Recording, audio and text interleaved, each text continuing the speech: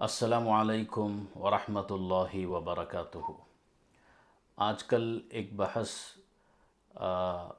छिड़ चुकी है और वो ये है कि वंदे मातरम को जन गण मन की तरह एक कौमी तराना बनाया जा रहा है और मौजूदा हुकूमत उस पर मज़बूत और मुस्तहकम हो कर के उन्होंने इस पर काम शुरू कर दिया है। जिस तरीक़े से जन गण मन का पढ़ना ये लाज़मी और ज़रूरी है, उसी तरीक़े से वंदे मातरम को भी उसका पढ़ना लाज़मी किया जा रहा है। एक सवाल ये उठता है बार बार कि मुसलमान को वंदे मातरम बोलने में, पढ़ने में क्या दिक्कत है, मुसलमान क्यों इसको पढ़ते नहीं हैं। इस सवाल का जवाब सबको मालूम होना बहुत ज़रूरी है। मुसलमान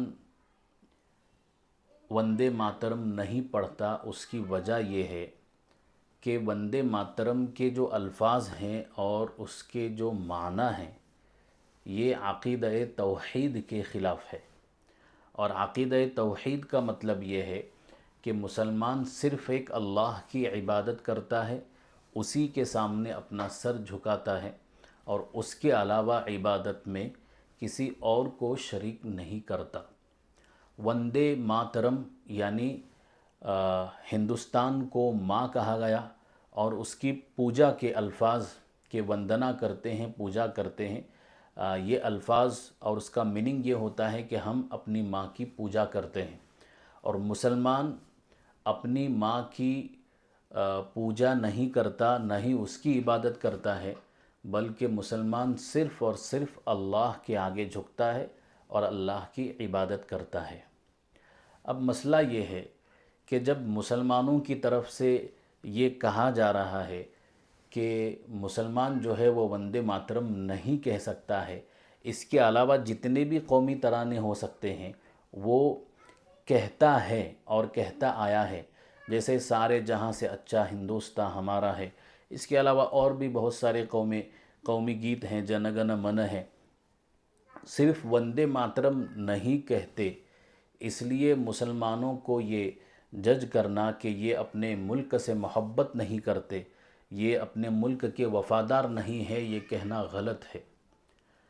इसलिए कि मुसलमानों ने इस मुल्क की आज़ादी के लिए क़ुरबानियाँ दी हैं, अपनी जानें गंवाई हैं और जेल के सलाख़ों के पीछे मुसलमान भी रहा है।